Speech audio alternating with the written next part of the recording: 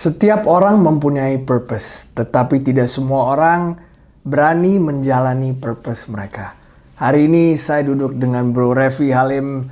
Bro, I'm honored to have you on the podcast. Thank you for your time. Thank you so much juga for the trust. Excited to be here. Sama-sama, Bro. Jadi pertanyaan pertama yang saya ada adalah, Bro Revi pernah kuliah di Amerika. Terus abis itu dapat panggilan dari Tuhan untuk balik ke Jakarta untuk ministry. Dari sisi saya pengen tahu gimana ceritanya, Bro. Tiba-tiba dapat panggilan dan juga gimana Bro Revi bisa membedakan itu suara Tuhan atau memang flash. Nah, jadi kalau aku sih mungkin pengalaman tiap orang beda ya. Pasti. Tapi ini kalau ceritaku. Jadi dulu sebenarnya aku pas zaman sekolah itu aku bukan anak gereja, bukan anak pelayanan. Sebenarnya ya masih bandel kenakalan remaja lah gitu ya. Nah, tapi singkat cerita, waktu itu ada beberapa problems in life yang bikin aku jadi suka nonton motivator di internet. Ya, jadi aku nonton motivator di internet, aku nonton ada namanya Nick Vujicic, motivator yang nggak punya tangan, yang punya kaki. No limbs. Pas aku nonton kayak, wah hebat banget nih orang. Kok nggak punya tangannya, punya kaki, tapi bisa memotivasi banyak orang. Jadi di situ aku nonton interview dia cerita, dia bilang dia found hope in Jesus Christ katanya. Nah itu bikin aku jadi tertarik. Aku dengar khotbah-khotbah dia, dan singkat cerita aku jadi merasa tenang ketika dengar khotbah dia tentang Yesus. Aku jadi suka share ke teman sebangku aku di sekolah. Jadi pelajaran yang aku dapat, aku cerita ke teman sebangku. Padahal dia tuh anak paling bandel di sekolah dulu tuh. Jadi isep aneh-aneh, tempat aneh-aneh, dia yang paling big boss lah. Nah tapi singkat cerita, pelajaran agama di sekolah aku disuruh bikin semacam ujiannya tuh disuruh bikin ibadah. Jadi ibadahnya isinya satu tim ada 10 orang, ada worship leader, pengkhotbah, pendoa, lain-lain. Aku mikir di kepalaku, wah kan suka dengerin si Nick Vujicic nih, dia khotbah bagus. Kepikir aja di otak, kayaknya kalau khotbah asik juga nih, aku mikir gitu. Singkat cerita, guru agama aku, teman-teman aku tuh pada bilang, wah ada khotbah, Randy aja yang khotbah. Randy itu my friend yang emang suka pelayanan lah. Jadi aku pikir daripada aku mending Randy, dia anak gereja. Aku sedangkan bukan anak gereja gitu. Nah tapi habis itu guru agamanya bilang ini nggak bisa pilih sendiri. The role, perannya harus diundi. Nah singkat cerita teman sebangku aku itu dia bilang, bro kalau yang dapat peran khotbah itu panggilan lu bro. Gue suka denger cerita lu bagus-bagus bro, dia bilang gitu. Nah, akhirnya kita maju ke depan dan ambil kertas undian dan ternyata dari 10 kertas undian aku yang dapat peran khotbah. Nah di sana aku lumayan kaget. Teman sebangku aku dia lebih kaget lagi, dia bilang bro nggak bohong, lu harus balikin gue ke jalan benar suatu hari nanti. Ini panggilan lu bro, lu tuh kayak Naruto, gue Sasuke, balikin gue ke Konoha, dia bilang kayak gitu. Kalau yang nonton mungkin ngerti ya. Pasti. Jadi singkat cerita pas aku pulang aku doa. When I pray, I don't know why I started to cry. Aku nangis tiba-tiba. Dan seumur hidup, aku tuh kan bukan anak gereja, jadi nggak pernah doa, terus tiba-tiba nangis tuh nggak pernah. Ini pertama kali seumur hidup. Bingung kan, kenapa gue nangis ya? Singkat cerita ya udah, aku cuma bilang Tuhan, ya Tuhan pimpin aja hidupku. Singkat cerita ambil nilai di sekolah, dan lanjut kuliah ke Amerika. Di Amerika ambil food science, science makanan.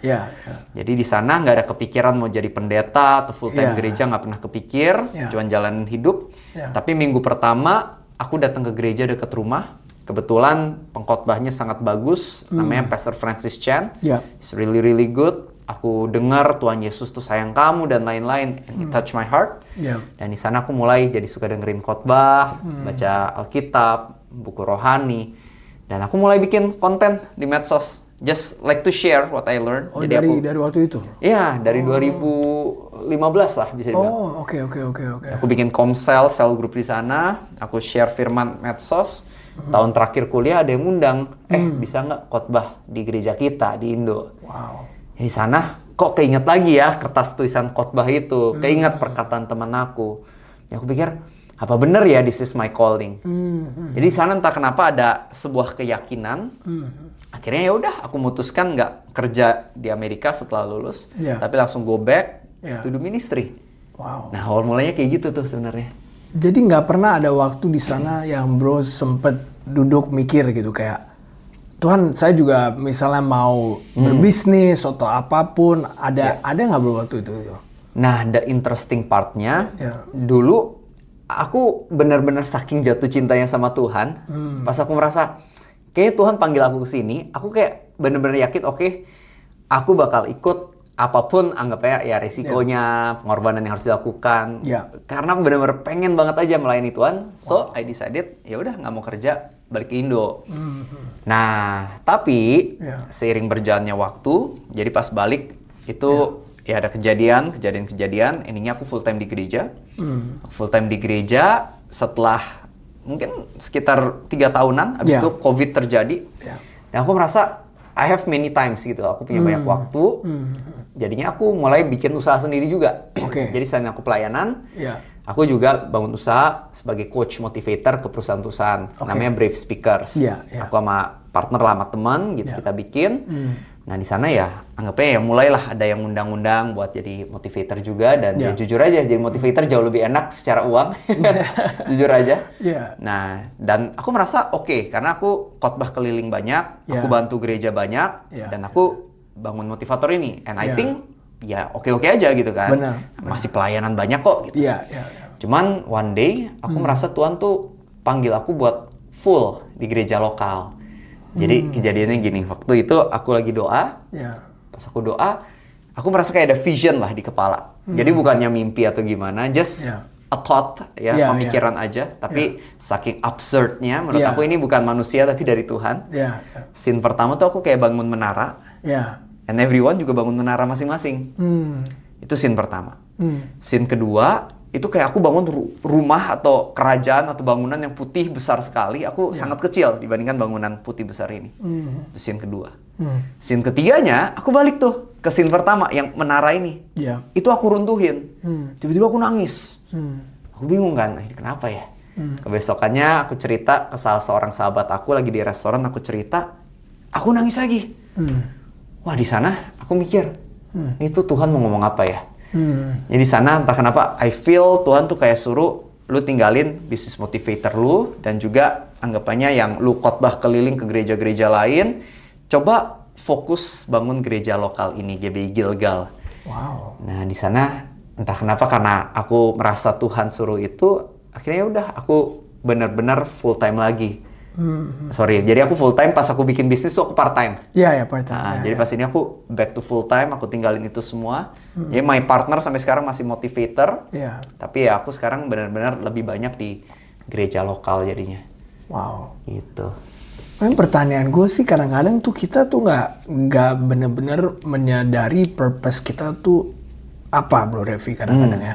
Jadi kayak selalu gue suka balik ke The Purpose Driven Life, the book by Rick Warren gitu kan. Itu really change my perspective on everything, because kita jelas-jelas gak di dunia ini cuma untuk membayar bill apapun, untuk get married, have kids kan. There's a bigger purpose.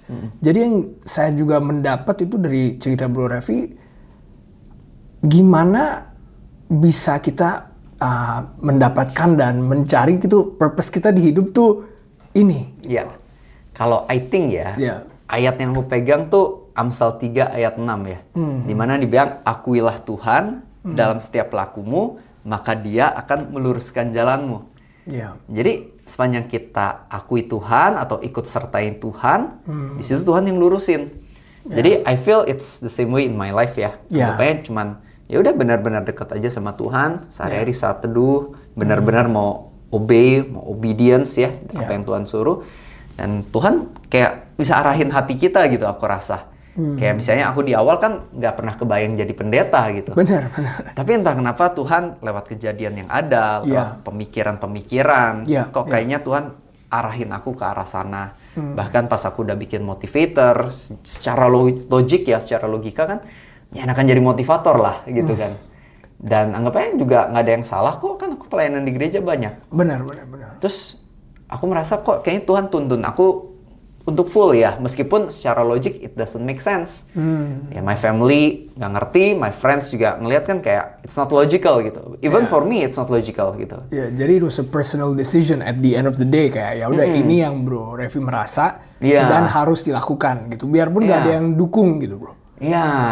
Jadi my dad pas pertama kali aku memutuskan full time dari Amerika ke Indo, my dad bilang nggak balik modal kan.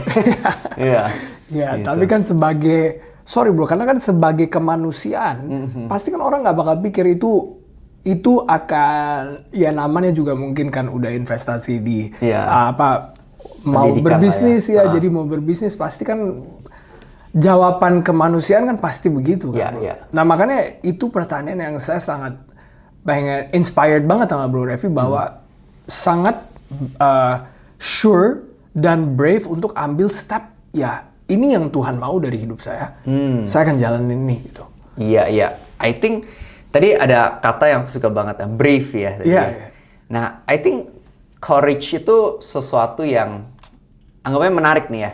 Aku keinget ada sebuah film kartun namanya Courage the Cowardly Dog. Pernah nonton? Pernah nonton ya? Nah, mungkin buat audiens yang nggak tahu ya, nanti bisa search di Google. Tapi aku ceritain sedikit. Jadi Courage ini kan seekor anjing warna pink yang tinggal sama opa-oma gitu. Terus suka ada monster-monster muncul gitu kan.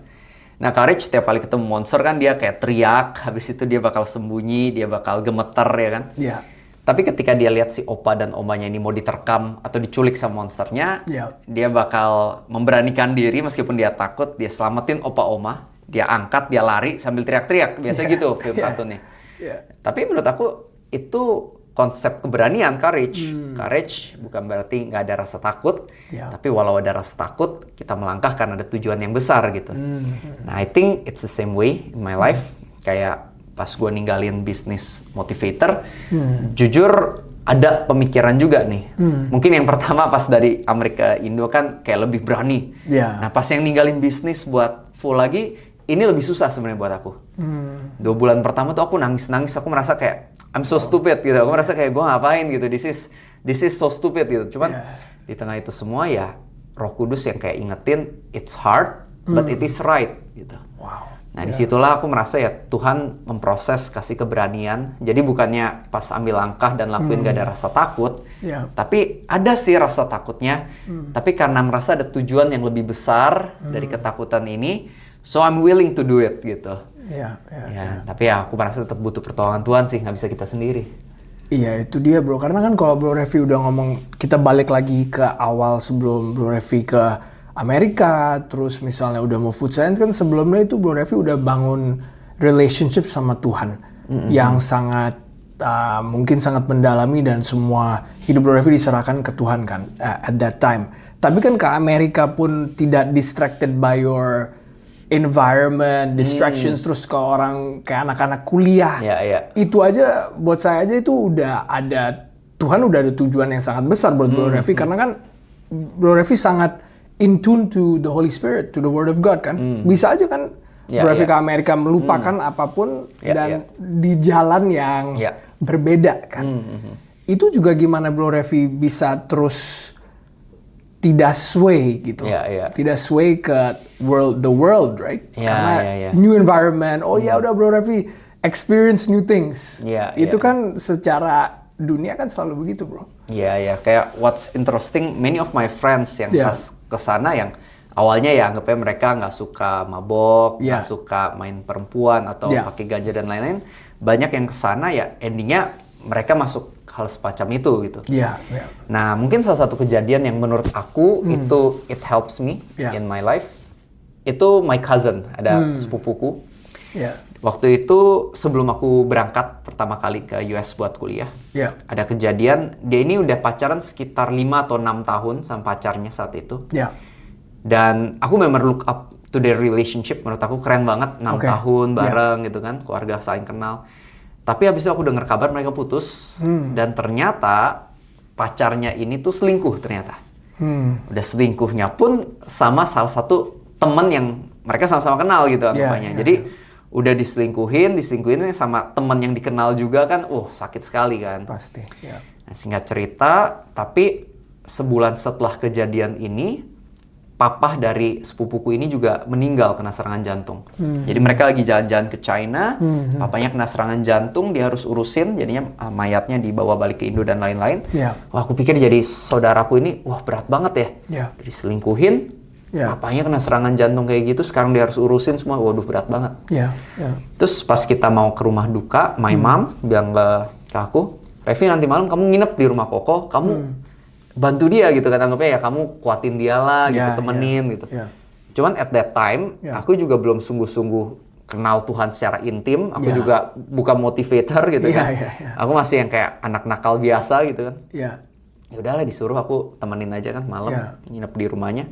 Udah matiin lampu, udah siap tidur sekitar 1 bulan sebelum aku berangkat ke US kalau nggak salah ingat. Terus dia ngomong kayak gini.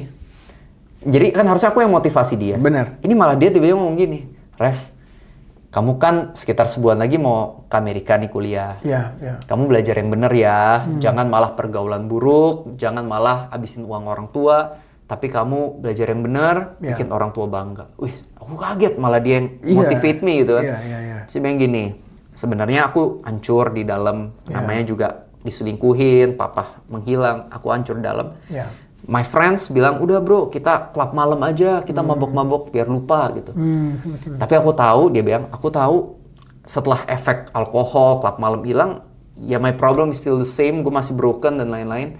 Yang bikin aku masih bertahan adalah karena aku kenal Tuhan, dia bilang. Aku baca firman setiap hari, and it strengthened me, makanya aku bisa bertahan hari ini. Makanya nanti kalau kamu ke Amerika, kuliah, kamu baca firman ya, penting buat deket sama Tuhan. Terus dia bilang gini, kamu masih inget nggak itu orang yang udah ambil pasanganku gitu. Dia bilang, aku udah chat dia, aku bilang, I forgive you bro. Aku maafin kamu, good luck in your studies, and jaga perempuan itu baik-baik ya. Wih, pas aku denger at that night, aku nangis.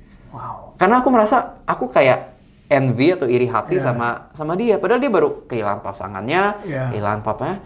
But I feel dia punya sesuatu yang begitu luar biasa yang I don't have it at that time, which is God. Dan di sana itu salah satu hal yang menurut aku tuh bikin aku pas ke sana jadi bekal lah buat aku juga lebih mau sungguh-sungguh hidup bener gitu.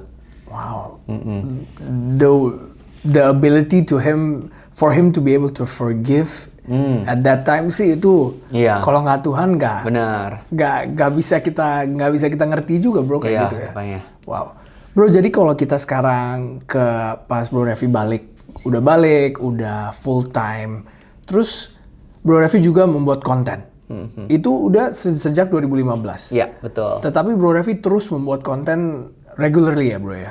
Ya, ceritanya apa bro itu? Pas dulu kan pas aku awal bikin, itu like Instagram itu masih full picture doang, no video at all at that time. Dan ya pertumbuhan, the growth juga very slow. Karena at that time nggak ada viral itu hampir nggak ada lah, jarang sekali lah ada yang namanya viral itu. Jadi bener very slow, yang nonton cuman dikit. Cuman ada this one moment aku nggak pernah lupa. Aku udah bikin kan konten berapa kali gitu kan, berapa bulan mungkin. Terus ada satu konten aku tuh nyampe sekitar 100 views atau likes, 100 views mungkin. For me at that time itu udah banyak banget gitu. 3 digit 100 bagi aku itu wow, udah banyak sekali gitu. So I'm really excited. Aku pikir the next content bakal lebih banyak lagi. Tapi ternyata the next content ya nggak ada yang lebih dari 100 itu gitu. Malah ada turun. Even ada konten yang aku bikin cuma 13 orang yang nonton. So aku pikir kayak ngapain ya kayak spending a lot of time buat bikin konten kayak gini, nggak ada yang nonton juga. Jadi ada kepikiran udahlah apa berhenti ya. Cuma aku merasa Roh Kudus tuh kayak ngomong di hati, kayak Revi, kalau di antara 13 orang ini ada satu aja orang yang hidupnya diubahin. Isn't it worth it gitu. Amen. Nah, aku pikir ya juga ya. Jadi di sana ya udah aku lanjut aja meskipun yang nonton saat itu belum terlalu banyak. Cuman ya ternyata setelah bikin ya terjadi growth. Ya intinya ya bisa banyak seperti sekarang ini gitu. Wow. Jadi Bro Revi ini sekarang yang inspirasi untuk kontennya apa Bro Revi? Kayak dalam pengalaman Bro Revi ataupun sesuatu yang Bro Revi lagi lihat lagi kejadian di dunia gitu. Kalau for me sebenarnya lebih kayak apa yang aku pelajarin aja sih. Jadi kan apa yang kita pelajarin, katanya ya kalau kita cuma dengar, mungkin kita cuma ingat segini. Tapi kalau kita catat, kita ingatnya segini. Kalau kita teach it atau ngomong, kita ingatnya segini katanya. That's so true. Jadi ya itu yang aku lakuin, apa yang aku pelajari ya. Aku jadiin konten karena aku ngomong, aku bisa lebih ingat buat aku pribadi ya. Dan tentu bisa jadi berkat buat yang lain sih. Amen. Jadi kurang lebih seperti itu. Sekarang dengan konten ini Bro Revi, mungkin ada nggak yang menurut Bro Revi sebagai manusia lagi dari semua komen, dari semua yang feedback.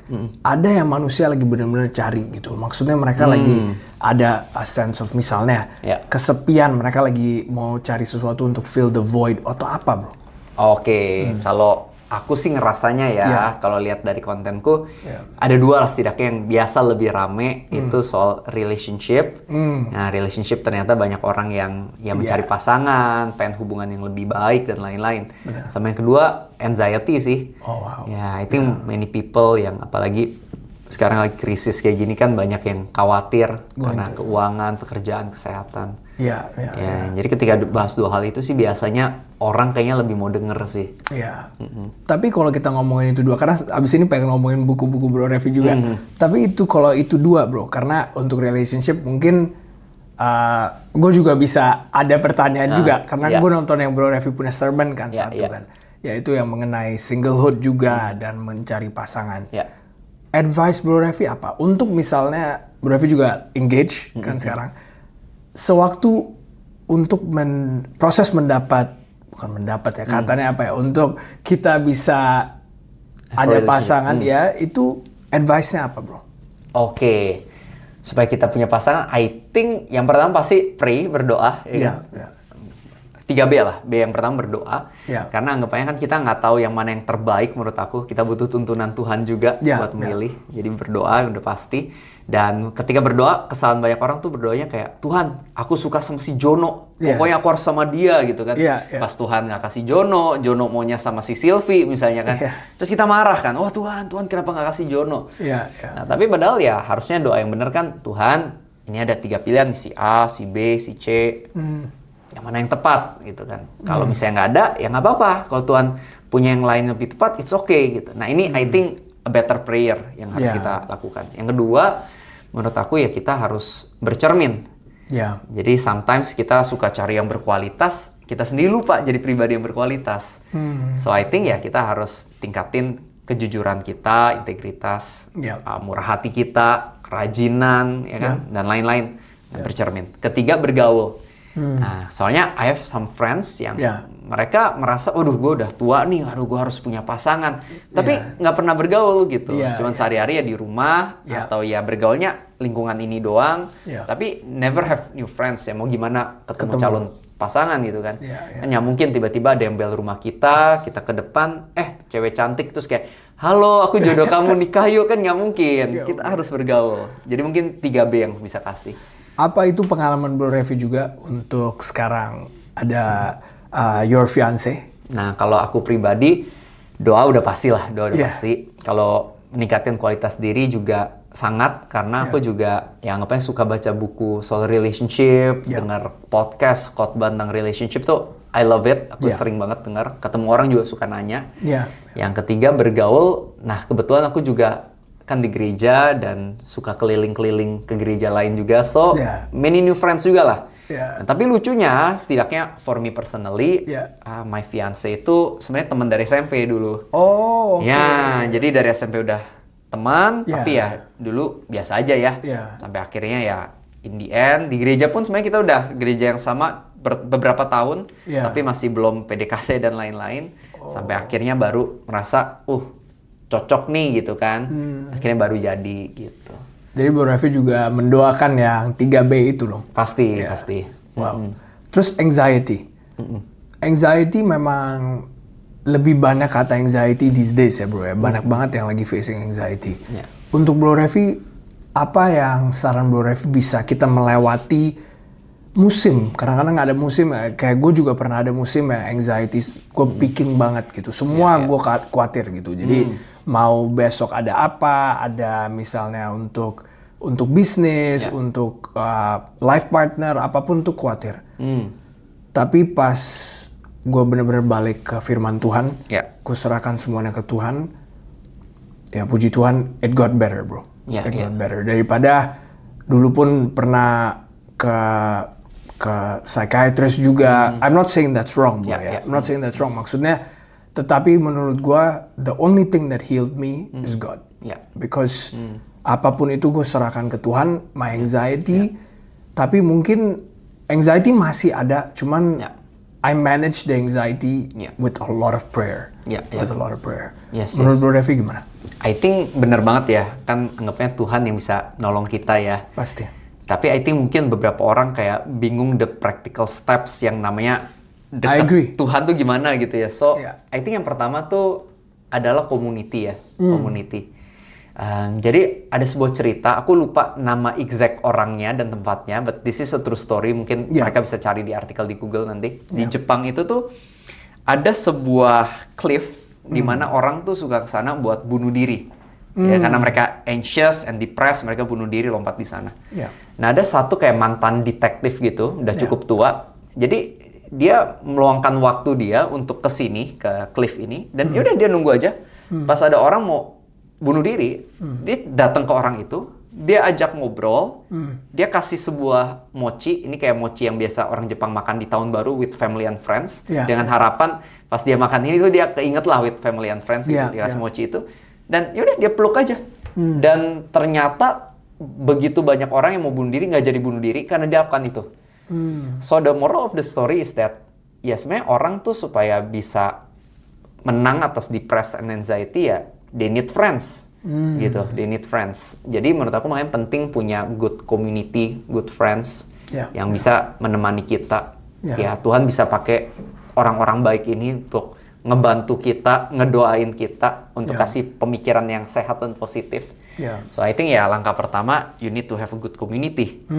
Karena kalau kita doa terus sendiri di rumah tapi we don't have good friends and community agak susah juga. Yeah. Karena harus dua-duanya, kita pray sendiri tapi harus ada people yang mau pray buat kita juga ya. Wow. Nah, yang berikutnya I think ya kita harus spend time sama Tuhan. Yeah. Karena we can only believe in people when we know that person. Kayak aku kasih perumpamaan gini, misalnya ada orang di pinggir jalan Yeah. kasih Kak Jonathan coklat. Yeah. Yeah. Kita nggak kenal gitu. Kak Jonathan bakal makan coklat itu nggak?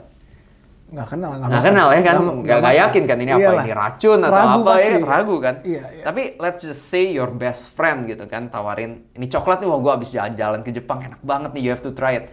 I believe that you will eat it, right? Kasih, karena percaya kan? Ya, percaya Iya, kan? Temen ya. Nah, I think it's the same way sih. Kayak Tuhan kasih kita great promises in life gitu. Mau itu heaven, dan bahkan belum heaven pun di atas bumi kan Tuhan yang berjanji akan menyertai dan lain-lain. Iya. I think ya, salah satunya cara ya, we need to spend time with God so that we can believe in Him. Kalau kita aja nggak pernah spend time saat teduh, doa, baca firman, it will be really, really hard buat kita bisa trust Him gitu loh. So I think ya, spending time with God akan bantu Yeah. kita to trust Him and kita bisa menang lawan anxiety. Ya. Would surrender be also a part of it gitu bro? Kayak Oh, serahkan ke Tuhan. Kayak pernah aja gue pas bener-bener anxiety-nya peaking banget, kayak just so much worry in my life. Ya udah Tuhan, gue akan tetap berjalan. I'm gonna show up in everyday my life. Apapun itu, gue ketakut atau apapun, tetapi gue akan terus berjalan. Apapun hasilnya gue serahkan. Ya. I think itu juga setuju banget lah ya. Yeah. Udah pasti. I think we need to surrender. And di tengah surrender mungkin we need to pegang Amsal 3 ayat 5 juga ya. Kan bilang percayalah kepada Tuhan dengan segenap hatimu dan jangan andalkan pengertianmu sendiri. I think kita seringkali khawatir tuh karena our own mindset ya. Kayak contoh, banyak orang tuh depressed karena mikir ya my value is on my money misalnya. Ya. Pas kayak IHSG saham lagi turun, waduh stres berat kan. Uang lagi nggak banyak, penghasilan lagi dikit, stres berat gitu kan. Ya. Banyak orang yang mungkin karena letakin value on money, atau mungkin dalam hal lain kan ada juga yang mungkin letakin value-nya pada pasangan tertentu yang dia cinta mati sekali, pas dia selingkuh, wah kehilangan segalanya kan. Semuanya. Ya. Nah, I think kita harus balik lagi percaya sama perkataan Tuhan bahwa your value is not on your money, your value is not on this person or on this car or this stuff gitu kan. Tapi ya your value adalah ya ada Tuhan yang sayang banget sama kamu dan sediain surga gitu. Amen. Karena I think itu yang help me juga in living my calling as a pastor dan pendeta ya. Ya, for sure. Sampai kalau misalnya aku terus mikirnya, oh my value is on my money, ya gue bakal stres terus sebagai pendeta karena Pasti. ya secara keuangan jujur aja dibandingkan pengusaha ya it won't compare gitu kan. Atau mungkin kalau gue berdasarkan perkataan orang, gue pernah bikin konten di mana ya karena ya kita tahulah negara kita kan mungkin majority bukan Kristen, ada mungkin kepercayaan lain, ada yang nggak suka dan wah itu konten aku ribuan orang maki-maki aku karena ya bukan karena aku jahat tapi karena mungkin mereka punya pendapat yang berbeda gitu. Mereka ngata-ngatain aku kalau hidup aku based on what they say about me, wah gue pasti stres berat gitu kan. So I think ya kita perlu untuk jadi orang-orang yang ngerti bahwa value kita tuh bukan pada orang, bukan pada uang, barang, tapi ya pada Tuhan dan janjinya nih dalam hidup kita. Amen.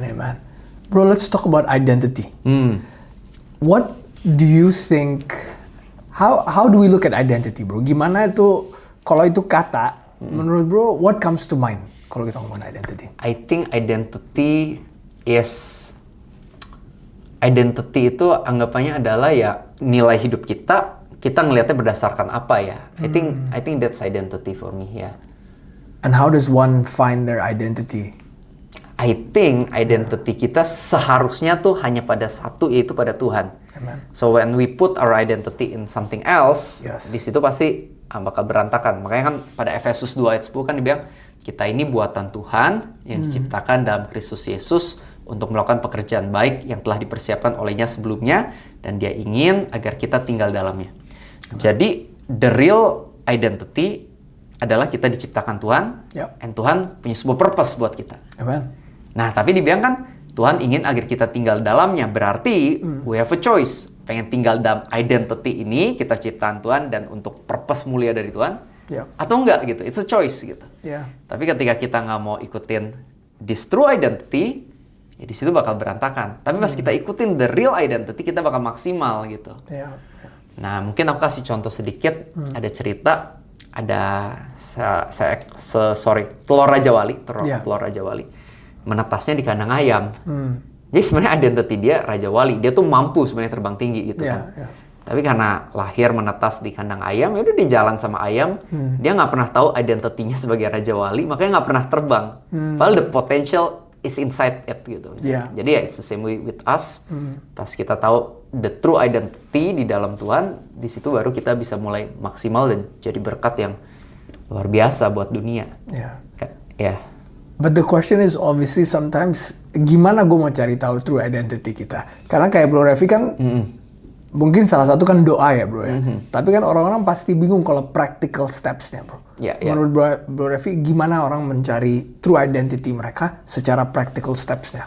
Oke, I think the core masih selalu sama, yaitu Tuhan. Kan anggapnya He's our creator. Of course. Aku kasih perumpamaan, misalnya kita punya Apple gitu kan, iPhone.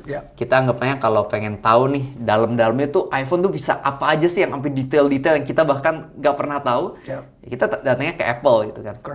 Kalau kita datangnya misalnya ke perusahaan lain gitu, perusahaan air minum lah, perusahaan mobil, mungkin ya they cannot answer it gitu. Of course. Nah makanya sama, harus datang ke Tuhan. Nah tinggal mungkin gimana caranya kita datang ke Tuhan. Yang pertama kan pasti doa. Tapi yang kedua ya balik lagi ke komunitas. Karena sometimes kita nggak tahu identitas kita dan kita butuh orang lain yang bantu ngarahin pandangan kita ke Tuhan. Kayak for example ya, aku punya banyak anak rohani, aku punya cell group. Jadi my cell group tuh ada 2, total mungkin around 70 people kurang lebih gitu. And many people yang their life was changed. Aku kasih beberapa contoh. Ada satu orang, pertama kali dia datang, ya dia masih dari kehidupan lama kan, mungkin masih suka kelab malam, mabuk, dan lain-lain lah. Masih banyak kebiasaan buruk, emosi. Tapi ketika dia datang ya, aku berusaha jadi bapak rohani yang baik. Selain cell group, aku suka ketemu one-on-one, ngopi sama dia, ngobrol. Aku doain dia, aku ngajakin, yuk kamu coba doa, dan lain-lain. Dan setelah sekitar 1,5 tahun kurang lebih ya, dia benar-benar berubah banyak, karakternya berubah. Dia alami mukjizat Tuhan di dalam keluarganya, dalam hubungannya. Dia bahkan pas doain orang, ada orang-orang yang sembuh. Anggapnya Tuhan pakai dia juga. Ya, until one day ya, dia juga bilang, Ko Revi, can I pray for you? Gitu kan. Wah, aku sedih, aku sampai nangis gitu kan pas didoain dia. Aku karena ngelihat dia dulu nggak bisa doa, hidupnya seperti apa. Sekarang hidupnya benar, bisa doain aku. Cuman ya ini mungkin sedikit contoh aja. Mungkin waktu itu aku ngebantu dia untuk dia mengarahkan pandangan lagi ke Tuhan, to find his identity. Makanya dia bisa berubah. Amen. Ya, jadi sama, we need good mentors and good friends ya. Yeah, definitely. And I feel like it's also sewaktu Tuhan sudah bicarakan mengenai mungkin perjalanan yang Tuhan mau dari hidup kita, bro, purpose-nya. Balik lagi kayak yang bro bilang kan, the bravery to also live out that purpose. Kadang-kadang kita juga ketakutan kan, bro. Kalau bro balik ke first content, terus kalau konten-konten berikutnya, terus pun kalau speaking in front of people, ya mungkin orang kadang-kadang merasa gampang. Tapi kan semua butuh proses, bro. Yes. And ada orang yang takut kan untuk melakukan itu. Saya nggak tahu Bro Revi ceritanya apa, ada pernah nggak musim merasa ketakutan kepada ke sesuatu gitu dalam hidup? Ada nggak, Bro? Oke, pasti ada ya. Semua manusia pasti ada rasa takut lah, merasa I'm not enough, I think it won't work out, ada lah rasa kayak gitu. Cuman aku belajar dari podcast and books dan ya pastinya dari firman juga adalah aku harus belajar to make no excuses. Karena ya kita bisa pilih mau make excuses atau make progress kan. Jadi banyak hal yang aku merasa juga, wah kayaknya I will never measure up gitu kan. Ini terlalu sulit misalnya. Contoh deh, misalnya jadi pendeta. Salah satu tugasnya adalah hubungan sama orang. And I'm an introvert yang sebenarnya nggak suka ngomong sama orang. Really? Ya, makanya. Semua orang pasti kaget. Soalnya aku kan like to preach, ketemu orang. Tapi sebenarnya kalau orang yang tahu aku pas zaman sekolah, kayak my family, my friends from school, mereka tahu aku nih pendiam sekali. Aku bukan tipe yang hangat, yang ngobrol sama orang, mengayomi orang, nggak sama sekali. Tapi ya aku merasa ada calling dari Tuhan itu gitu. Dan berarti I have to get out from my comfort zone. Ya yang pasti pas aku tahu ini udah benar, ini yang harus aku lakuin, ada rasa this is nggak nyaman gitu kan, susah buat aku. Cuman aku di situ aku tahu aku punya pilihan kayak mikir udah susah, jadi gue nggak bisa. Atau ya udah gue belajar pelan-pelan supaya lama-lama dari nggak bisa jadi makin bisa. So I decided to do the second one, yaitu belajar. Jadi ya udah aku benar-benar baca buku kayak Dale Carnegie, How to Make Friends and Influence People gitu, John C. Maxwell aku belajar. And then I try to do it gitu. Jadi habis itu ya aku coba mulai chat orang-orang, aku mulai ketemu, aku nyapa. Meskipun awal pasti susah, berat banget, energi habis ya kan. I try to do it dan lama-lama ya makin better. Dan even right now I think masih banyak yang bisa ditingkatin. So mungkin pesan aku buat orang-orang yang dengerin hari ini juga adalah ya pasti ada rasa takut dan merasa nggak bisa gitu. Tapi ya sekali lagi orang-orang sukses dan orang-orang yang nggak sukses, they have the same desire, cuma beda. And they have the same desire and the same anxiety and fear. Tapi ya bedanya yang gagal atau nggak sukses ya mereka ya memutuskan untuk nggak lakukan. Tapi yang sukses ya memutuskan walau udah takut, anxiety, merasa nggak mampu, they just do it anyway and they get better because of it gitu. Amen. I think you are a testimony for people to also realize that mungkin banyak orang suka ada victim mentality, terus mereka nggak mau keluar dari comfort zone, terus suka menyalahkan diri sendiri, menyalahkan surrounding mereka, dan mungkin lihat kiri, lihat kanan. Tapi kan you yourself, I'm shocked that you're an introvert. Introvert. Tapi yang dari cerita Bro Revi kan Bro Revi belajar dan terus mau progress gitu kan. Jadi kan itu semua orang bisa, Bro. Tetapi kemauannya aja, orang mau atau tidak kan. True, benar-benar. So bro, kita ngomongin buku-buku Bro Revi.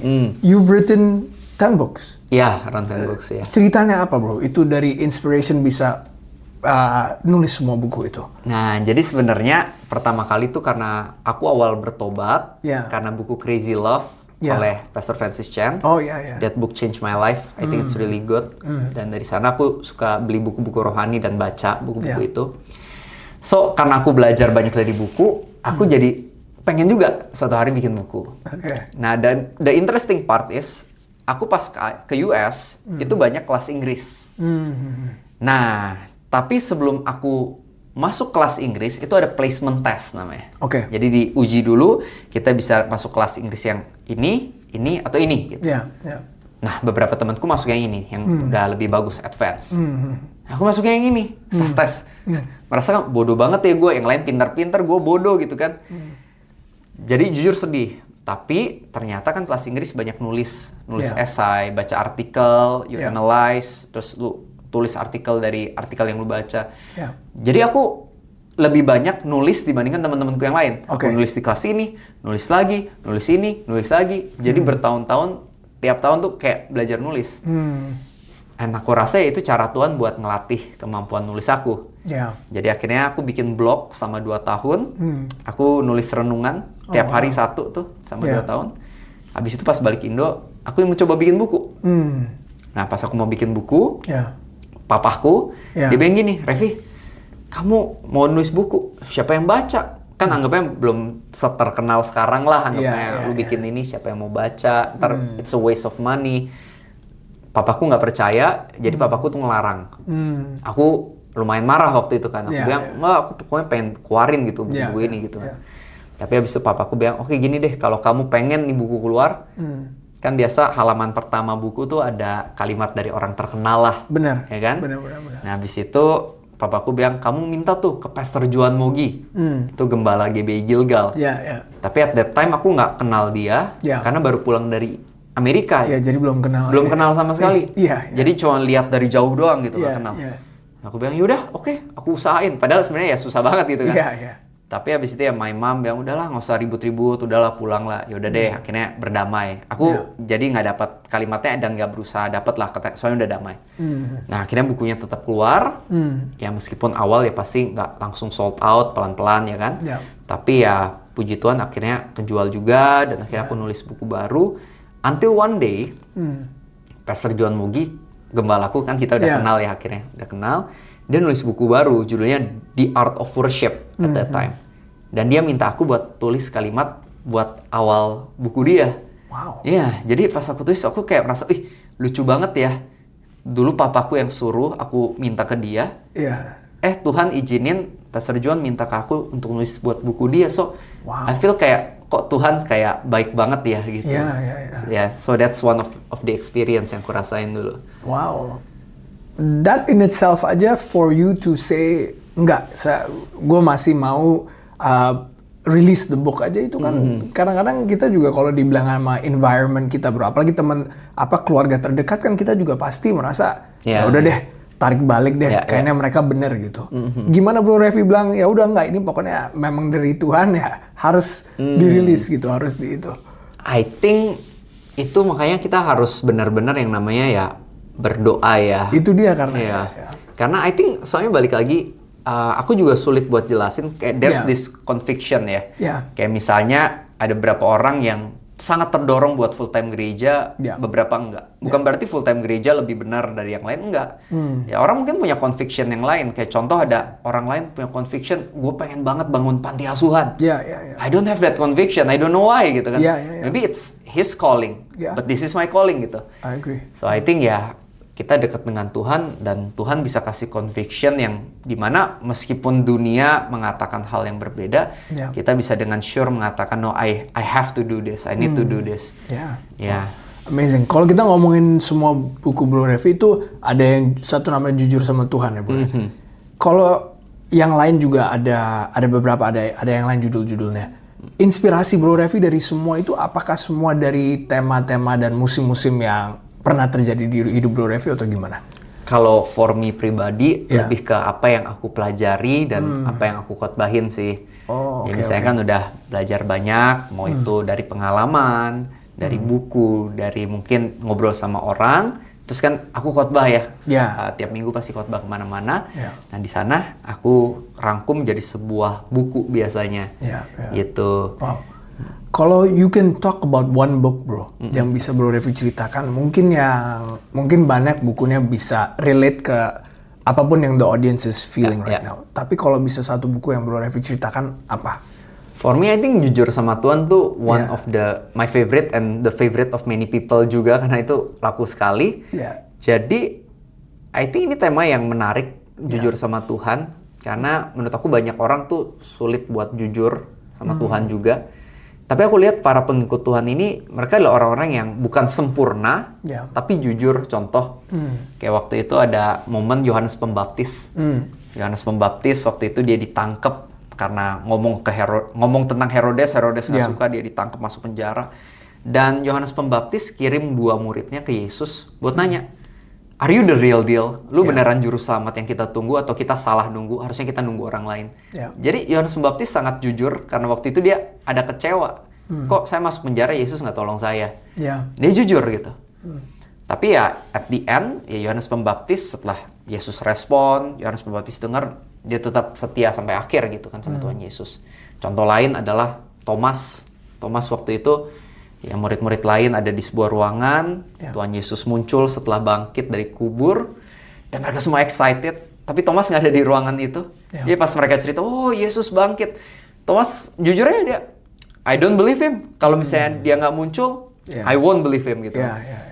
Tapi setelah Thomas jujur gitu kan, tiba-tiba sekitar 10 hari setelahnya, Thomas ngumpul sama para murid lain, Yesus muncul untuk Thomas gitu. Tuhan Yesus bilang, Thomas, kamu cucukin jarimu ke lubang pada tanganku dan pada lambungku, dan jangan nggak percaya lagi, tapi percayalah. Dan di sana Thomas percaya banget. Akhirnya menurut sejarah yang ada, dia ke India dan dia memberitakan Injil sampai akhir hidupnya dan lain-lain. Dan menurut aku ini mereka orang-orang yang jujur gitu pas mereka nggak percaya gitu. And Jesus nolong mereka buat percaya lagi. So I think it's the same way with our life ya. Kayak kalau kita ada khawatir, kita ada kecewa atau lain-lain, jujur aja sama Tuhan. Karena keterbukaan adalah awal mula pemulihan. Pas kita jujur sama Tuhan, di situ awal mula Tuhan Yesus juga bisa mulai nolong kita. Gitu. Amen. Dan orang nggak mau jujur kenapa bro? Karena mereka takut atau apa? I think ya many people tuh pengen looks good aja sih. I think ya kan kalau kita vulnerable, kita jujur, kita ada kayak misalnya aku seorang pendeta kan banyak orang tuh somehow you need to be perfect gitu kan. Kayak di pedestal lah. Di pedestal. Tapi ada seorang pendeta pernah khotbah menurut aku bagus. Dia bilang gini, kalau you put yourself kayak on the pedestal, kayak lu tuh orang suci yang sempurna banget. Ketika you make one mistake, dan mereka semua bakal menganggap you over gitu. Karena lu emang seakan-akan kayak Tuhan yang gak boleh salah. Salah satu, it's the end. Tapi kalau if you jadi orang yang vulnerable, yang anggapannya ya di tengah perjalanan lu ada salah ya, lu akui, lu say sorry gitu kan.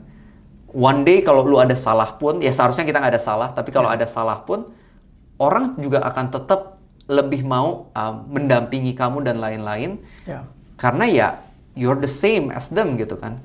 Dan itu yang aku rasain juga sih. Aku sama anak-anak rohani aku selalu bilang, pas kamu lemah sekarang aku yang doain kamu. But one day kalau aku yang lemah, aku lagi khawatir dan lain-lain ya, please kalian yang hadir buat aku dan doain aku. Amen. Karena aku sama dengan kalian gitu. Ada seorang pendeta yang aku suka, aku pengen namain sedikit, namanya Pastor Craig Groeschel. Oh, I've heard of him. Atau juga ya? I follow him too ya. Nah, jadi aku suka dengar khotbahnya karena he's very vulnerable gitu. Kesalahan dia ke istrinya, ke anaknya. Dia cerita, bahkan ada satu yang aku nggak pernah bisa lupa. Dia cerita dia lagi Zoom meeting sama beberapa leaders lah. Ada yang leaders di pemerintahan, leaders di perusahaan. Dia satu-satunya leaders gereja atau pendeta. Terus dia merasa meetingnya boring gitu. Jadi dia matiin kamera, dia mute, dia ke ruangan gym di rumahnya. Dia mulai itu tuh angkat barbel kan. Ceteng, berisik kan. Tiba-tiba Zoom-nya pada diem semua. Dia bingung, dia lihat, ternyata dia lupa itu nggak dia mute, ternyata dia unmute, jadi semuanya denger. Dia pikir to save himself, dia pura-pura, guys, suara apa tuh tadi? Wih, are you guys okay? Gitu. Dia pikir buat nyamatin diri dia. Terus ya udah meetingnya lanjut, tapi di sana dia, gue udah nggak dengerin meeting, gue bohong lagi gitu kan. Akhirnya dia chat satu persatu, he say sorry, kayak sorry ya, aku tadi tuh udah nggak ikut meeting, aku udah bohong lagi gitu, I'm so sorry. Menurut aku dia cerita kayak gitu dan dia bisa minta maaf, itu keren banget. Dan I think ya sebaiknya kita juga jadi orang, bukan jadi orang yang menunjukkan gua sempurna, tapi ya jadi orang yang mau say sorry. Karena Pastor Craig Groeschel pernah kasih quotes bagus, dia bilang gini, people are more willing to follow a true leader than a perfect leader. So good. Karena nggak ada yang perfect, yang ada cuma sok sempurna. Yang ada cuma orang-orang yang nggak sempurna, yang harusnya mau mengakui ketika memang ada salah gitu. Wow, that's amazing, bro. Yeah, I think the ability to be vulnerable is actually a very good thing. Jadi kalau nggak kita tutup-tutupin, kita merasa oh ya udah kita malu untuk menjadi diri kita sendiri, ya kita gimana mau progres juga kan? Ya, true. Progress. Dan juga pendekatan kayak Bro Revi bilang kan, nggak selalu Bro Revi bisa. Kalau Bro Revi lagi lemah, ada orang bisa hadir juga buat Bro Revi. Ya, true. Bro, in closing, Ya. pesan apa Bro Revi ada buat siapapun yang lagi menonton? Kalau mungkin buat saya sih, memang sebelum podcast juga, kata-kata purpose selalu di dalam kepala saya kan. Makanya gue juga ngomongin purpose sedikit sama Bro Revi di luar podcast. Tapi itu buat saya, dan Bro Revi kan sudah jawab mengenai purpose. Tetapi apa yang Bro Revi mau kasih pesan untuk orang yang nonton? Oke. I think Tuhan kasih kita purpose yang sangat jelas di Alkitab ya. Dimana kan Kisah Para Rasul 20 ayat 35 dibilang lebih berbahagia memberi daripada menerima. So life is about giving. Being rich is not about how much you have, but how much you give. Harusnya hidup kita purpose-nya selalu adalah ya to be a blessing. Jadi impact, kasih influence yang positif kepada sesama. Dan ketika kita memberi, mungkin banyak orang berpikir, aduh nanti aku kehilangan waktu, uang, energi. Tapi sebenarnya Tuhan sediakan sukacita yang besar ketika kita hidupnya jadi berkat loh. Bahkan Lukas 15 ayat 7 dibilang akan ada sukacita besar di surga ketika satu orang bertobat. Dan juga Ibrani 12 dikatakan Yesus pikul kayu salib itu ganti sukacita yang disediakan buat dia. Jadi sukacita yang diincar surga, sukacita yang diincar Yesus adalah orang-orang yang diubahkan. Nah jadi sama, kalau kamu pengen ngerasain sukacita yang sama kayak surga dan Tuhan Yesus, kuncinya adalah jadi orang yang mau memberkati sesama dan bantu hidup orang lain jadi lebih baik lewat hidup kamu. Aku udah ngerasain ketika ada teman-teman aku yang dulunya parah, hari ini hidupnya bener, dan mereka bisa look at me in the eyes dan mengatakan, my life was changed because of you. Itu sukacita yang begitu luar biasa. And that's true purpose. Dan kalian juga bisa alami, sehingga hidup kamu beneran sukacita dan hidup kamu juga benar-benar maksimal. Amen.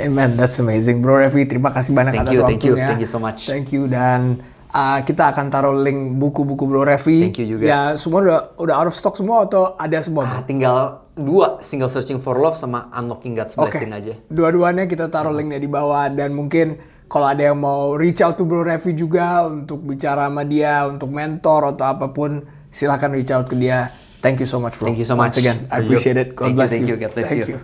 Thank you guys for watching. Like, comment, subscribe. Share this episode with a friend. And I'll see you in the next episode.